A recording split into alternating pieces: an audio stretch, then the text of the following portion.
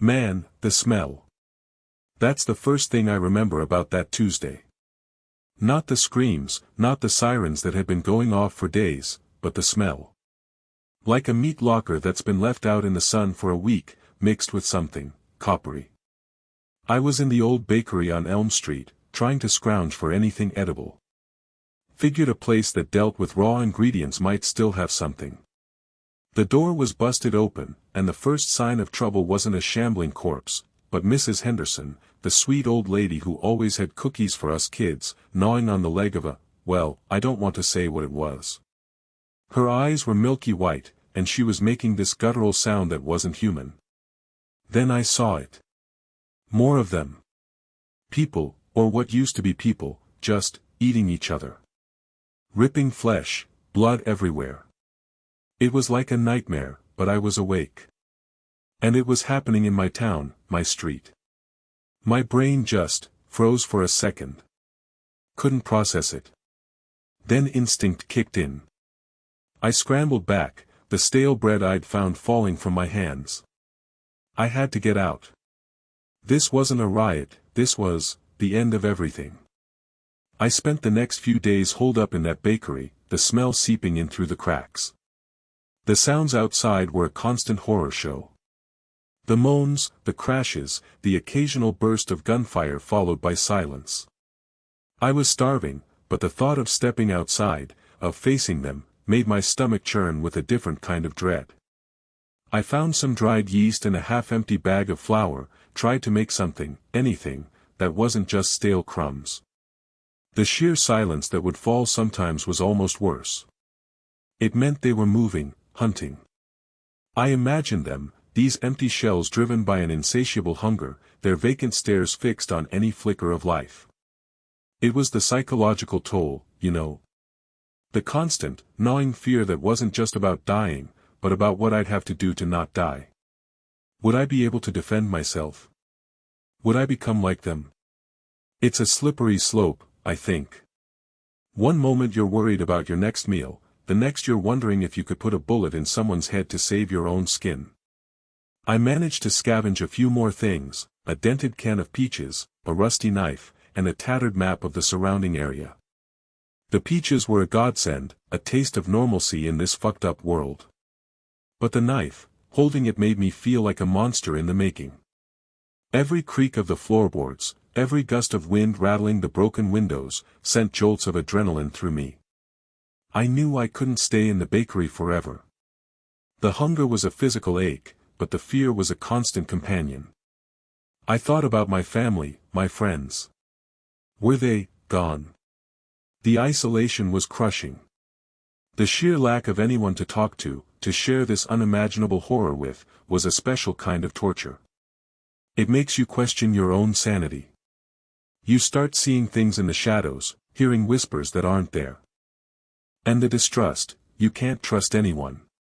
A stranger might seem like a lifeline, but they could also be infected, or worse, someone who's just waiting to take your meager supplies. It's a constant calculation, risk versus reward. I'm recording this because, well, I don't know if anyone will ever find it. But if you are out there, listening, surviving. I'm on the run. Trying to find a safe place. It's just me now. And I don't know how much longer I can keep this up. I've seen things no one should ever see, done things I never thought I was capable of. The hardest part is the feeling that you're completely alone in this. Like the whole world just stopped, and only you're left to witness the gruesome aftermath. What would you do if you were in my shoes, utterly isolated and facing unspeakable horrors? How would you keep your humanity intact? If you're watching this, and you care about keeping stories like mine alive, please hit that subscribe button. And if this resonates with you, a little thumbs up would mean the world. It's a desperate plea, I know, but it's all I have left. The silence was the first thing that really got to me, even more than the, well, you know. It was a heavy, suffocating kind of quiet, like the world had just held its breath and never let it out. Before, there was always something. The hum of refrigerators, the distant drone of traffic, even the occasional yelp from a dog. Now. Nothing. Just this oppressive void. I kept moving, mostly because staying still felt like inviting whatever it was to find me. My goal was simple: find supplies, find a safe place, and try to make sense of it all. I'd scavenged through a few houses, finding canned goods, bottled water, and a surprisingly useful multi-tool. The real problem wasn't just the scarcity, it was the remnants. Everywhere I looked, there were signs of sudden, violent interruption. A half-eaten meal on a table, doors left ajar, cars abandoned mid-street. And the others. That's what I called them. The others. They weren't fast, not like in the movies. They were persistent. A shambling, unthinking hunger driving them forward. Their eyes were milky, vacant, but there was a predatory gleam in their vacant stare that sent shivers down my spine. I'd learned to be quiet, to move in the shadows, to listen for the dragging of feet and the low, guttural moans. Every encounter was a tightrope walk. One wrong step, one loud noise, and it was all over. I found a decent place to hole up, an old, sturdy hardware store. Lots of locked doors, concrete walls, and thankfully, a decent stock of useful items. I barricaded the entrances, reinforcing them with anything I could find. It felt safer, but the isolation began to gnaw at me. The constant vigilance, the lack of any human contact, it was a heavy burden. I started talking to myself, just to hear another voice, even if it was my own. It felt pathetic, but necessary. One evening, while I was trying to get a flickering battery-powered radio to pick up anything other than static, I heard it. A sound that wasn't the usual shuffling or groaning. It was a different kind of noise, a scratching, a scraping, coming from the back of the store, near the loading dock. It wasn't as slow as the usual ones. It sounded agitated. I grabbed the heaviest pipe I could find and crept towards the sound, my heart pounding like a drum against my ribs. The scraping stopped. Then, a thud. And then, silence again, but this time it felt different. More like the silence before something happens. I knew, with a cold certainty, that whatever had been making that noise was still out there, and it knew I was in here. And it was waiting. I braced myself, listening. Every creak of the old building seemed amplified, every rustle of debris outside felt like an approaching army. I edged along the wall, the pipe held ready, my eyes scanning the gloom. A flicker of movement in my peripheral vision. I snapped my head around, but there was nothing. Just shadows playing tricks. Or was it? My breathing was shallow, ragged. I forced myself to take deeper breaths, trying to calm the frantic beat of my heart. This waiting was the worst part. It gnawed at you, making you imagine every possible horrible scenario. I thought about the others, wherever they were. Were they safe? Were they even still alive? The uncertainty was a heavy weight. Another sound. This time, it was closer. A low, guttural growl. Not animal, not entirely. It was a sound that spoke of hunger, of desperation, of something fundamentally wrong. It vibrated through the floor, through the very air. I backed away slowly, my muscles tensed, ready to run or fight, I wasn't sure which. The growl came again, louder. And then, a shuffling, scraping noise, much heavier than before. It was moving. Directly towards my position. I couldn't see it, but I could feel its presence. A wave of unnatural cold washed over me, and the hairs on my arms stood on end. I squeezed the pipe tighter, my knuckles white. I heard it hit something, a metallic clang that echoed unnervingly. It was trying to get through whatever was separating us. I needed to move. I couldn't stay here, trapped. I scanned the room again, looking for an escape route, any way out. A small, boarded-up window caught my eye. It was a long shot, but it was something. I began to move, as silently as possible, towards the window. The scraping sound intensified, growing more frantic. It knew I was trying to leave. It was getting closer. I reached the window, my hands fumbling with the rotten wood. It was stubborn, resisting my efforts. Just as I managed to pry loose a section of the boards, a dark, misshapen shadow lunged from the darkness. I barely had time to react. I swung the pipe wildly, connecting with something solid and yielding. A shriek, more pain than rage, ripped through the silence. I didn't stop to see what I'd hit. I scrambled through the opening, tearing my clothes and skin on the jagged wood, and landed hard on the ground outside.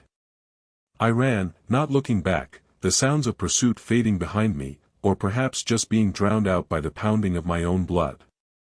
It was just another Tuesday, or at least, it should have been. I was stocking shelves at the supermarket, the usual fluorescent hum and the faint scent of disinfectant filling my nostrils. Then the shouting started. Not the usual customer complaints, this was primal, panicked. People were spilling out of the aisles, eyes wide, pointing. That's when I saw it. A woman, her face contorted in a rictus of hunger, was tearing into another man's arm. Blood, bright and sickening, was everywhere. He was screaming, but it wasn't a scream of pain, more of a gurgling, guttural sound. Then, he went rigid, his eyes rolling back, and in seconds, he was on his feet, his own jaw unhinging, lunging for the nearest person. The fluorescent light seemed to flicker, casting long, distorted shadows that danced with the chaos. My hands, still gripping a can of beans, started to shake. This wasn't real. It couldn't be. The next few hours were a blur of pure, unadulterated terror. The supermarket, once a sanctuary of normalcy, became a charnel house. Screams echoed, mingling with the wet, tearing sounds of flesh. I saw people I knew, neighbors, colleagues, their eyes milky and vacant, their movements jerky and unnatural. They weren't human anymore. They were things. Driven by an insatiable need, a hunger that twisted their very forms. I remember one man, his skin mottled green and his limbs unnaturally elongated, trying to force his way through a barricade of shopping carts, his jaw dripping a viscous, dark fluid. The sheer wrongness of it all, the utter perversion of everything I understood, was almost more than my mind could handle. I felt a cold dread seep into my bones, a paralyzing fear that threatened to swallow me whole. I managed to break out through a back service entrance, the metallic clang echoing like a death knell. The streets outside were a nightmare made manifest. Cars crashed, fires blazed, and everywhere, the shuffling, groaning masses. It was a cacophony of despair. I saw a mother abandon her stroller, her eyes locked on some unseen horror, her screams fading as she ran into the throng. The air was thick with the stench of decay and something metallic, something I knew was blood. I ran, my lungs burning, my heart hammering against my ribs like a trapped bird. Every shadow seemed to hide a lurking terror, every distant sound a harbinger of my own demise. The world I knew had died, and I was adrift in its gruesome aftermath, utterly alone. Survival became a raw, instinctual act. I scavenged for anything I could eat, the taste of stale crackers and lukewarm water a bitter reminder of what I'd lost. Sleep was a luxury, punctuated by nightmares and the ever-present fear of being found. Trust was a forgotten concept. Every face I saw was a potential threat, every stranger a walking plague. I learned to move in silence, to blend into the ruins, to anticipate the slightest sound. The constant anxiety was a gnawing presence, a shadow that never left my side. The hunger, too, was a constant companion, not just for food, but for a semblance of safety, for a moment of peace, for the lost world that was now just a ghost. I saw a group of survivors fighting over a can of beans, their desperation turning them into something almost as monstrous as the shambling horrors outside. The betrayal, the sheer ugliness of human nature stripped bare, was another layer of the horror. I realized then that the real fight wasn't just against the infected, but against the darkness that could consume us all from within. The metallic clang of the can echoed through the dusty warehouse, a sound that had once signified sustenance and now, only a chilling reminder of what we'd become. The fight had subsided, leaving behind a grim tableau of averted eyes and clenched fists. No one spoke, but the air hung thick with unspoken accusations and a gnawing emptiness that went deeper than hunger. Sarah, her face streaked with grime and unshed tears, carefully scooped the meager contents of the can into 3 small bowls. It wasn't enough, not nearly enough, but it was all we had. The silence that followed was more unnerving than any scream. Later, huddled around a sputtering lantern, the silence broke with a scraping sound from the floor above. Every head snapped up. It was faint, a dragging noise, like something heavy being pulled across concrete. Then, a low groan. It wasn't the guttural, mindless moaning of the others outside, this was different. It held a hint of something familiar. My blood ran cold. It sounded like Mark, one of the guys who had been separated from us during the initial chaos days ago. But Mark was gone. We'd searched, called his name until our throats were raw, but found nothing. Another scrape, closer this time, followed by a series of heavy thuds. The floorboards above us creaked ominously. David, ever the pragmatist, grabbed his makeshift spear, his knuckles white. Maria clutched a length of pipe, her eyes wide with a terror that mirrored my own. We were trapped on this level. The only way out was the stairwell, and whatever was making that noise was directly overhead. The scraping stopped, replaced by a wet, rasping breath. It was close. Too close. Suddenly, a section of the ceiling directly above us gave way. Dust and debris rained down, and a thick, dark liquid splattered onto the concrete. Then, an arm, pale and mangled, reached down through the hole. It wasn't just injured, it was wrong. The skin was stretched taut over bone in some places, bloated and discolored in others. The fingers, once strong and calloused from working on cars, twitched unnaturally. A choked sob escaped Sarah. We knew that arm. It was Mark's. But this was no longer Mark. The hand clawed at the edges of the hole, tearing at the plaster, and then, a distorted face appeared, eyes milky white and vacant, a gaping maw stretched into a horrifying rictus. The groan that emanated from it was a mockery of human sound. The thing that had been Mark lurched further out.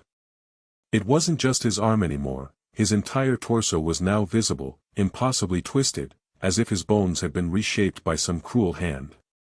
The plaster dust rained down as the hole widened with each jerky movement.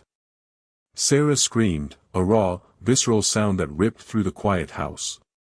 I grabbed her, pulling her back, away from the sickening spectacle. We stumbled backwards, tripping over furniture we'd carelessly left scattered during our panicked search. The groaning intensified, no longer just a sound, but a physical vibration that seemed to shake the very foundations of the old house. We could hear it dragging itself, scraping against the floorboards, the unnatural gait a chilling testament to whatever possessed it. The smell, too, grew stronger, a putrid, cloying odor that burned the back of our throats. Through the doorway, the thing that wore Mark's skin continued its slow, agonizing crawl into the room. Its head lolled at an impossible angle, the milky eyes sweeping back and forth, unseeing, yet somehow menacing. It was a grotesque parody of a human being, a broken doll animated by some unseen force. I could feel Sarah trembling violently beside me, her breath coming in ragged gasps.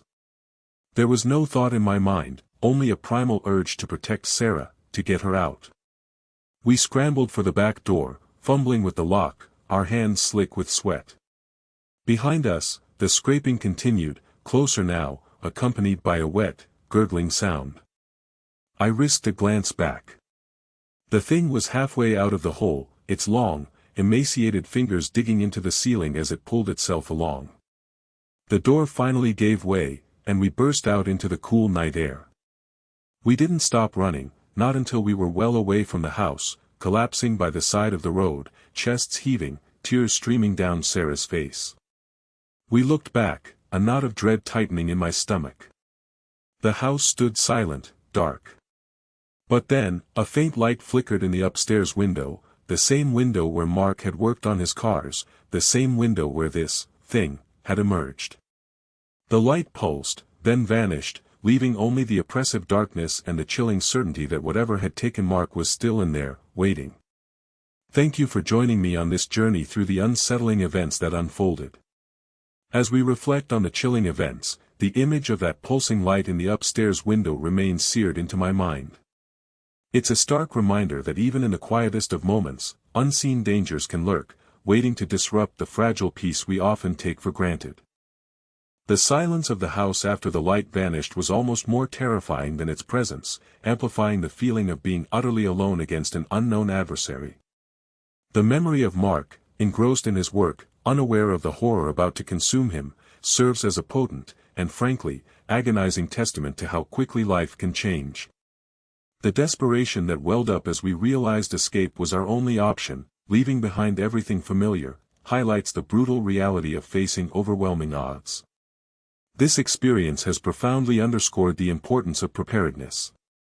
In any crisis, having a plan, even a rudimentary one, can make the difference between succumbing to chaos and finding a path forward.